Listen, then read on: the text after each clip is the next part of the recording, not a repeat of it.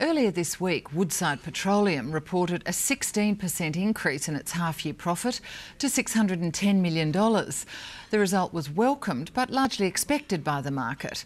What caused most interest was the company's continued cost overruns with certain operations and a possible exit of its African business.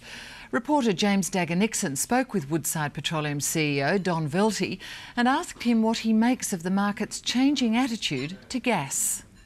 Well, you take what the market gives you, and just a few years ago, LNG was a pretty tough commodity to put out in the marketplace, to be appreciated and to be valued.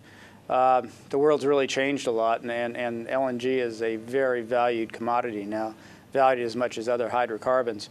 You've said the price tag for the construction of your 5th supply train at the North West Shelf joint venture project is going to be about $2.6 billion.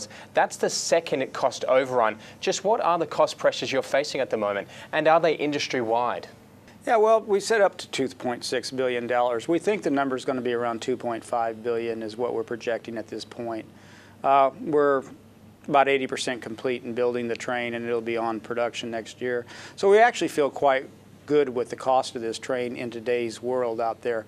Even though it has escalated from its original cost estimate, it's well in line with the worldwide standards on a cost per million ton basis. And is it a similar scenario at your Otway gas project in terms of cost pressures? I believe that's running at about 20% over budget. Well, Otway, we had a few other issues. It's an onshore gas plant, offshore combination. And on that project, we had some contracting and other issues with labor shortages, et cetera. And the project was late. Just being in the terms of it being late cost us operating time and money, and we had full labor cost at that point. So that project will run about 20% over, but it's within our expectation. And we believe that the gas will start flowing from Otway here in the next few weeks. You flagged the possible exit of your African business. What is the reasoning behind that move? Well, the African business, we think, is still an extremely valuable business. But we're putting so much of the focus of our resources, our people resources in our company and our technology to LNG, since the market is giving us LNG now, that you just have to sit there and think that with the focus and materiality of the company and what we do best, that the African assets maybe are better under a different corporate structure, something that can promote those assets better for their future deployment. Just taking a look at the Pluto LNG project, this is somewhat of a departure for you, isn't it, in that it's fully self-funded?